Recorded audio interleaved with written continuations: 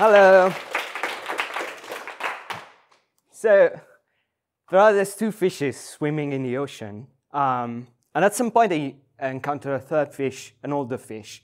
And the older fish goes like, "Hey guys, hi, how's water today?"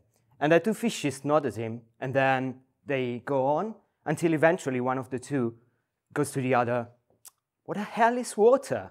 And I will talk to you about the story a little bit later. For now, I have to say I'm a thief, and I constantly steal things from people that are smarter than me.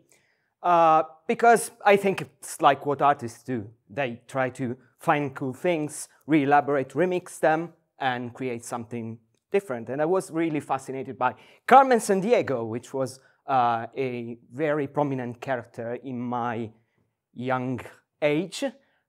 She was a thief. She was the protagonist of a game, several games actually, and a TV show. And she stole all sorts of things running around the world. And I didn't learn geography out of it, but I learned a lot about creativity and how to steal. She stole such things like the Strait of Magellan, no crown jewels here, really, really creative things. Every anchovy from the Black Sea, which is quite a lot, I guess. Do the Black Sea have anchovies? I'm not sure. Yeah, whatever. And my personal favorite, which is the steps to the tango. So, point is, how do you find very cool things to steal, and how do you elaborate that? It has all to do with a little story that I told before, which is stolen.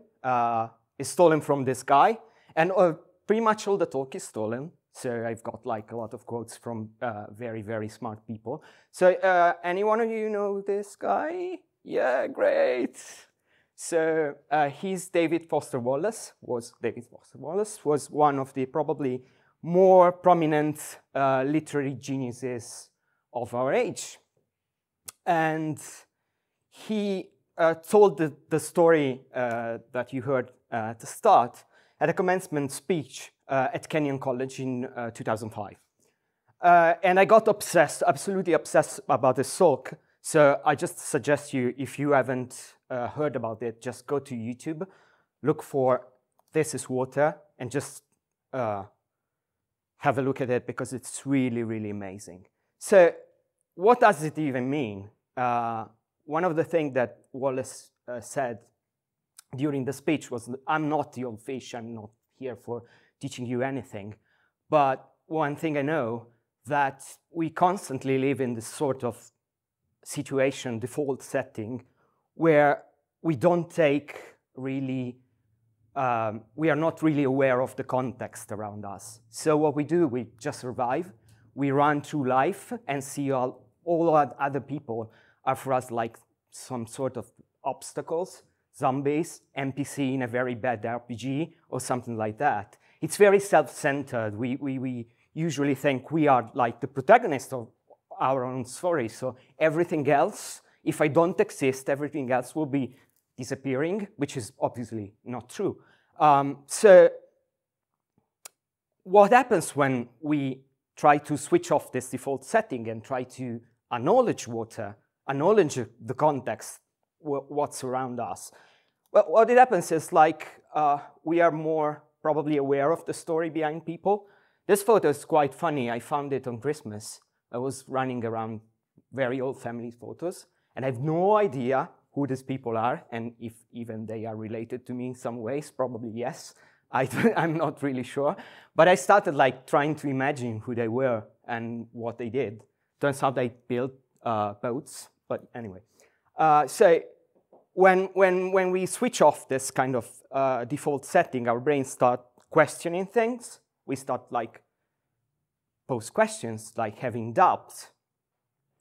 We kind of go out of our comfort zone, right? We try to just imagine and try to, in a way, understand other people better. And doubt is a very cool thing for a creative person. The poet Nahira Wahid once said that doubt is a fundamental part of creating. So first thing is like hear your doubts, question everything, and be aware of water. And that's what happened to me last year when I just like did the simple thing of buying a camera. which I wasn't using for a long, long time. It was like probably taking photos at high school and never did that again, except on the phone. I bought this camera and just started walking around and taking photos of people. And this like small gesture, it made me aware that I was suddenly paying a lot more attention of what was happening around me, and in a way, just understanding better other people and my surroundings in general, and having better ideas. And that's something that photographers repeat all the time, right? That it's like your mindset, it has to be different if you want to take good photos. For example, this one is from Elliot Erwitt. He said, photography is an art of observation. It has little to do with the things you see and everything to do with the way you see them. And when I read this stuff, if you don't actually take your camera around and you don't actually try to do that, it seems really banal. But David Foster Wallace used to say that banal things are usually hiding life or death kind of questions. And that's really true. It's like the mindset that changes makes you see things that you weren't aware were there, and sometimes they are really cool things. One of my favorite street photographers, Saul Leiter, once said this. He said, there are things that are out in the open, and there are the things that are hidden, and life has more to do, and the real world probably has more to do with what is hidden, maybe. And it seems to be a little bit in contrast with the previous quote, but it's actually not. If you take this photo, it's a photo by Saul Leiter.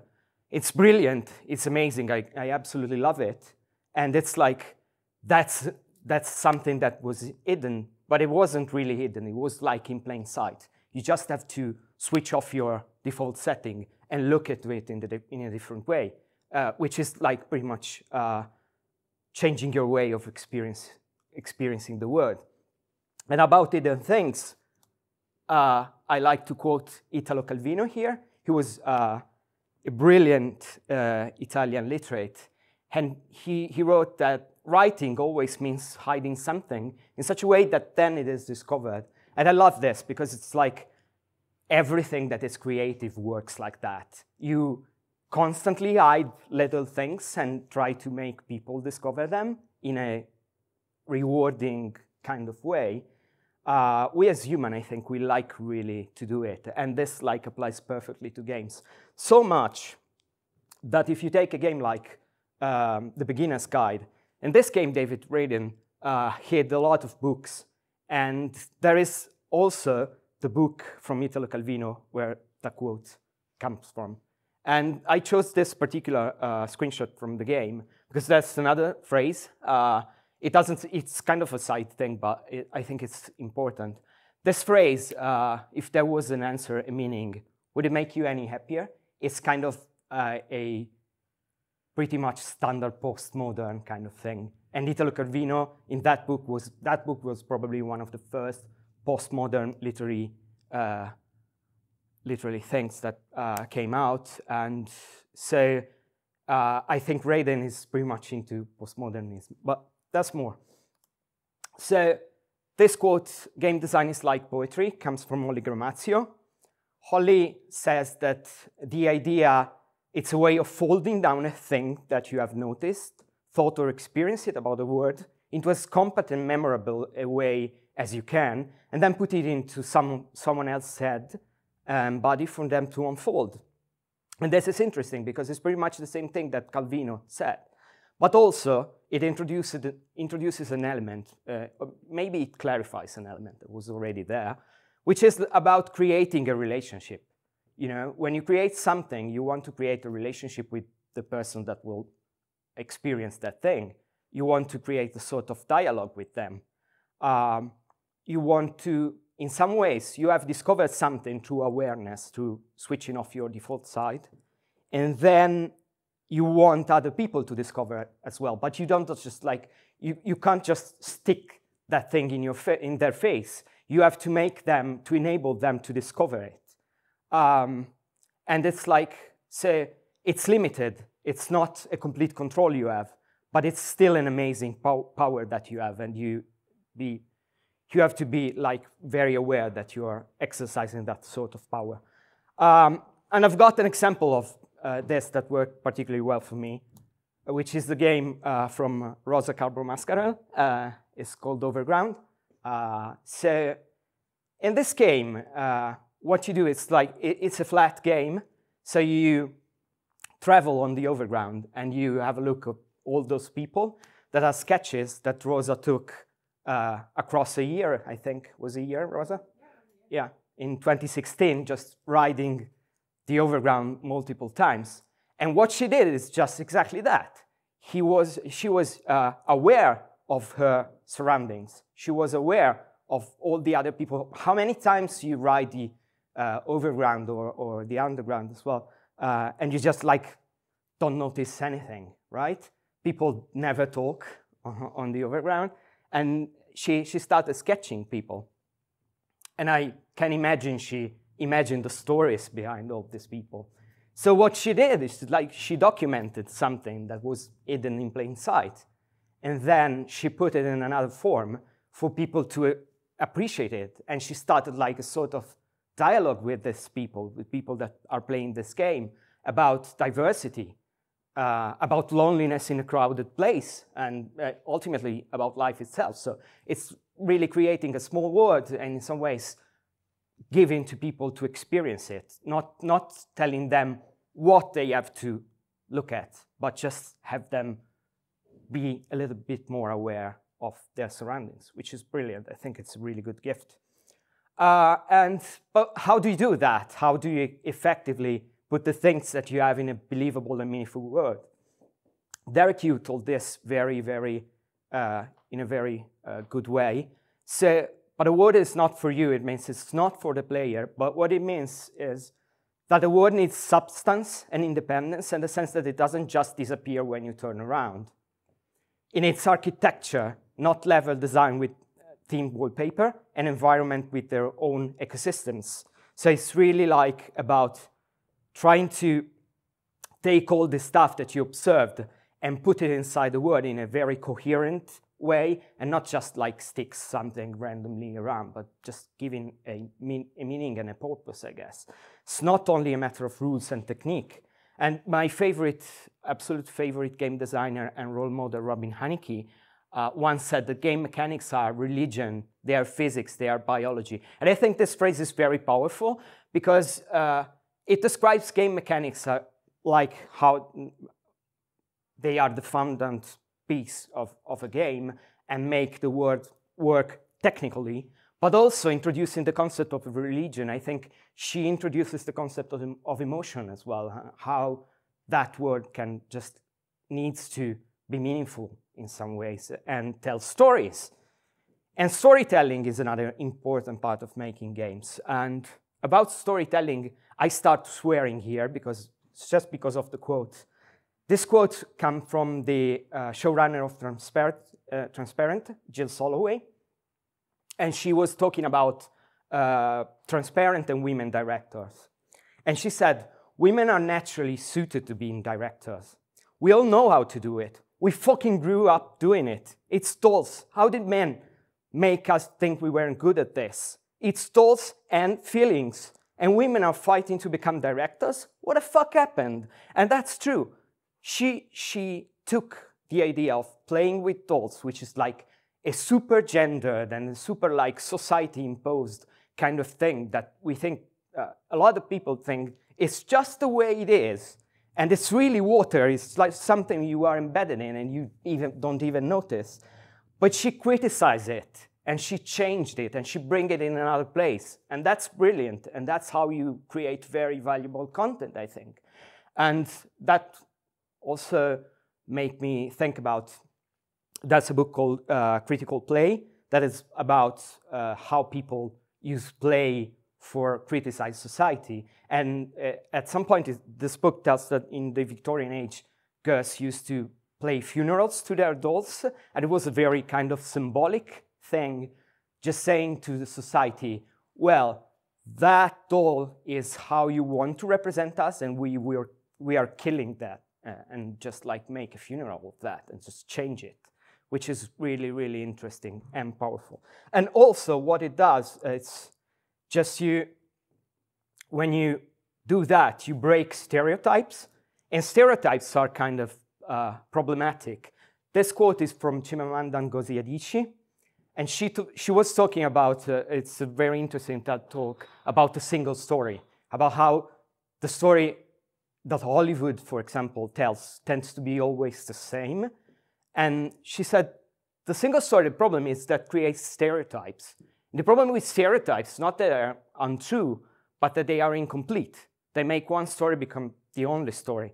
So I think you should use that awareness of the word, that switching off the default setting, to try to discover new stories and break the stereotypes, to experiment in a word, which was like what Alexander Radchenko summed up in a very neat and minimalistic way. I really like just saying we have a duty to experiment. It's so blunt and very clear, and it's like he is geometric and colorful kind of art, and this slide is pretty fucked up, and it's kind of an experiment as well.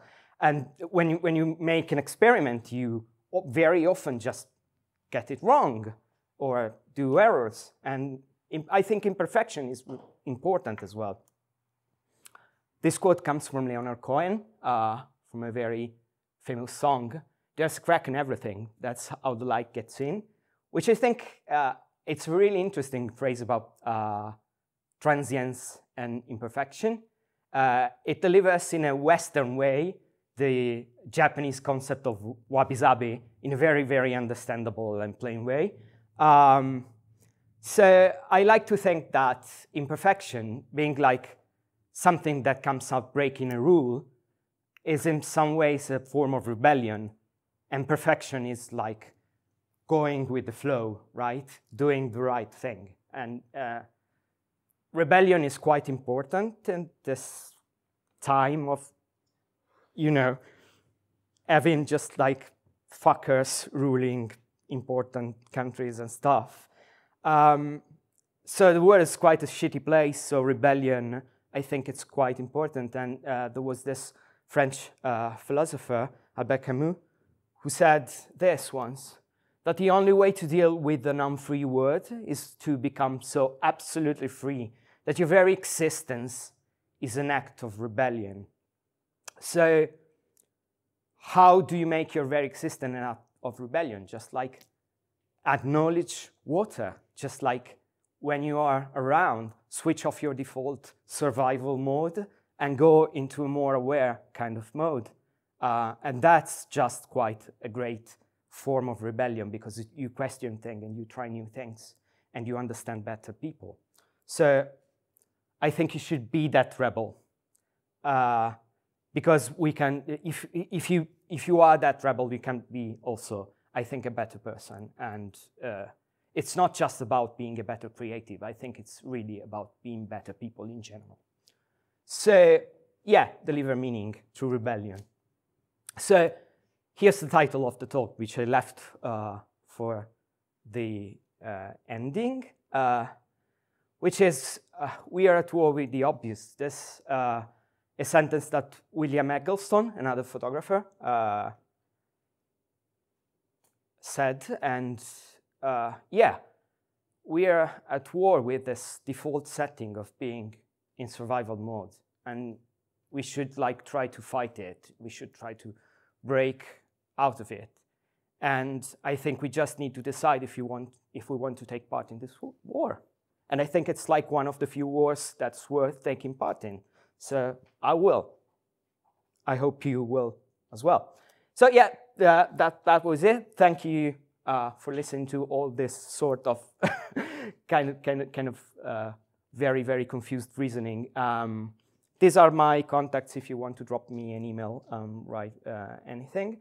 Let's do cool stuff like Global Game Jam is in a week. Try to make this week a week where you switch off your default setting and observe things better. It's really fucking difficult. It's not something that you can do all the time. Sometimes you just don't have the energy to do it because it takes a lot. It seems easy, it's not. But if you try, I promise you will get better ideas, and probably you will get pretty awesome games.